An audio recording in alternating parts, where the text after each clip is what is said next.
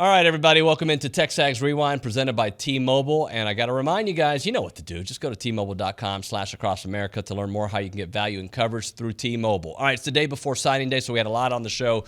Appreciate Billy coming on the show. He gave us his National Signing Day preview the day before, so the good stuff there. He'll be with us, obviously, tomorrow to break everything down here on the show. Coach Pat Henry was on the show. We talked a little bit of everything on the show, but also Bryce Foster on how he's making the adjustment there. We also had Logan Lee as we get ready for this big showdown tonight at 6 o'clock between A&M and Tennessee. And Aggies in the NFL, the Super Bowl is full of Aggies in there. We had Charean Williams on the program from Pro Football Talk, breaking it all down here on TexAgs Rewind, presented by T-Mobile. How great was it to see some of the impact that Von had, looking like his old self all this playoff?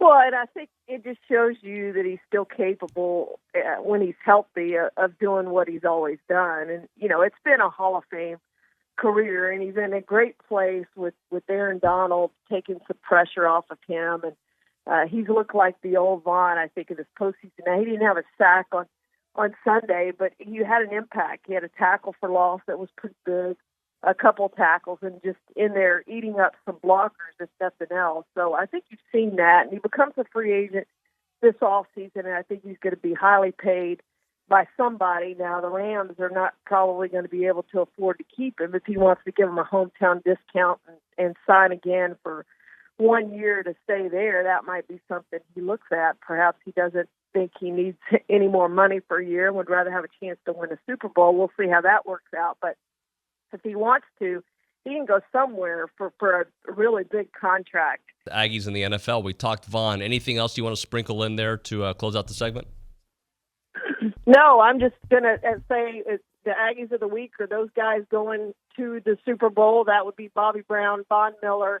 I'm going to even throw Zach Taylor in there because he got his coaching start. Mike Sherman's son-in-law got his coaching start at A&M. I'm going to throw him in there.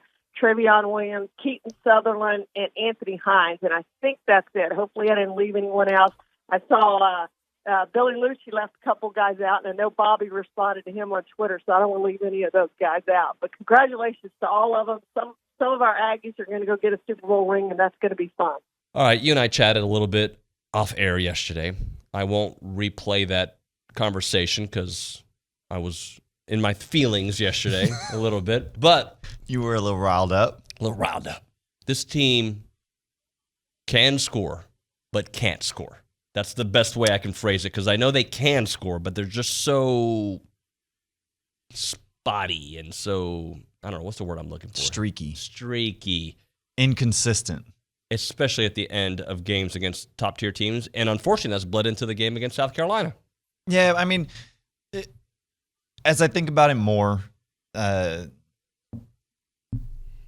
isn't at the level of those top-tier teams. They're not as good as Kentucky. They're not as good as LSU. They're not as good as Arkansas. I mean, those are top 25 ranked teams, and A&M isn't a top 25 ranked team. That's just not where they are. And so when you get to the ends of the games, that's how they become top 20 teams finish out. Yeah. And A&M just isn't there. And part of the reason that they aren't there is the inconsistency at point guard, or really all of their guard play, and the lack of ability to execute a half-court offense consistently. Yeah. They run some plays, and they actually run some good sets, and they'll score off of them, but they don't do that all the time. And that's part of the next step to becoming one of those top-tier teams. Also want to ask you about shot put. Caden had a good weekend, and Bryce making his debut. Yeah, Bryce did a good job with his first weekend of the shot put. It's a rhythm thing too, especially in shot. It's explosion, and he can explode. I mean, you can't come off the line of scrimmage like he does if he doesn't have that ability to explode. And you see it when he gets in the ring. He's a really quick guy.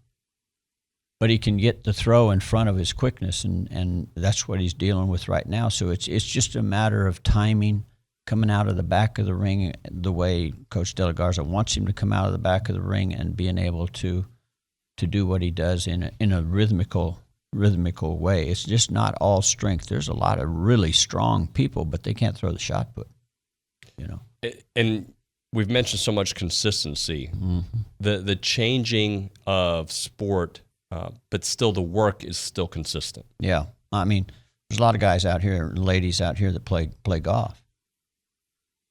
If your swing's not consistent, you're not going to play well. It's just not going to happen.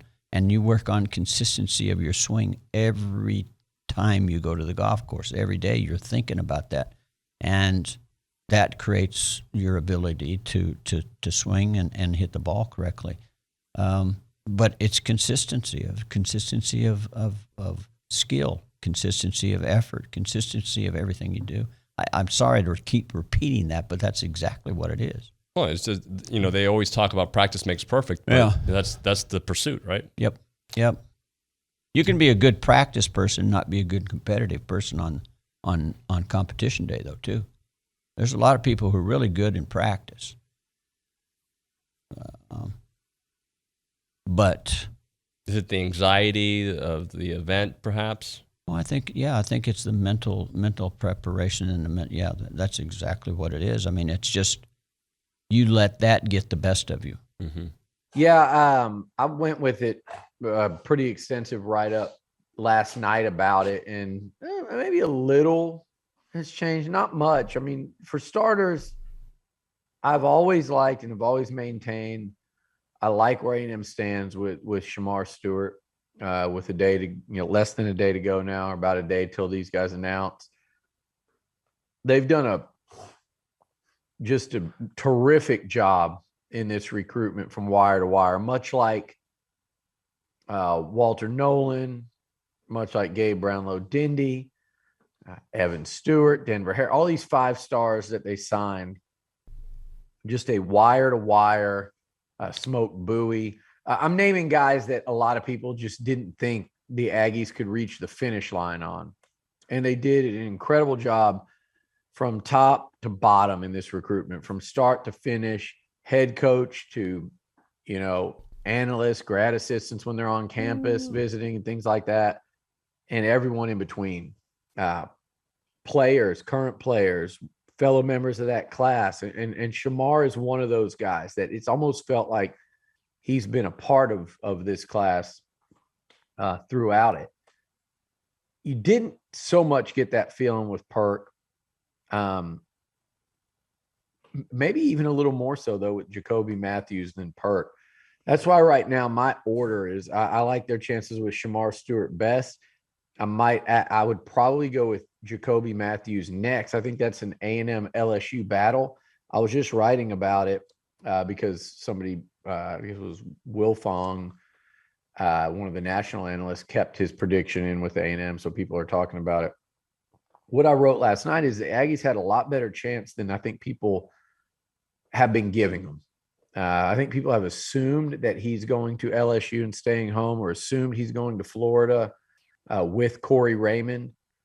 Jacoby Matthews, the Aggies have a real shot with. They have a real shot. It would not surprise me one bit either way if he went A&M or LSU. I wouldn't call it even some. I wouldn't even say, well, that's a pleasant surprise that they got Jacoby. I think it's that one you can flip a coin on. With Perk, on the one hand, I could just as easily, Nuno, see him waking up and signing with anybody as I could him saying, I'm going to wait and not even sign and go the Zach Evans route. And to each their own, I guess. But if he signs tomorrow, it could be anywhere. I still would that one would mildly surprise me, but not shock me if he picked A&M. It's just, it feels like momentum has been so much more so residing in Gainesville, if not Baton Rouge, after this weekend visit. And you remember, he's got an uncle in Louisiana that's and I feel like that's LSU's just kind of always, and he's from Louisiana, and I feel like LSU's always kind of been laying in the cut there, laying in the background. But then again, with Perkins, he has spent this whole process where A&M has been the most consistent, the biggest constant.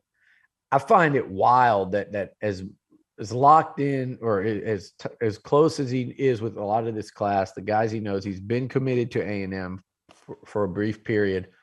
And the staying power and the relationships with Tyler Santucci and Jimbo Fisher, that you would pick an LSU or a Florida with a first-year head coach at both spots, that he really and really both places cleaned out their staffs. Now, Corey Raymond's over there at Florida, so there's probably some familiarity there, maybe.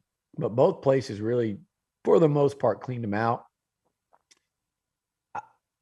Because of that, and you start applying logic to it, and that the fact that A&M did hang in and they're still in there, I think that makes my radar go up a little bit in terms of A&M's chances. But I would still be mildly surprised if he were an Aggie. But there's that caveat with Perkins where he could really do just about anything.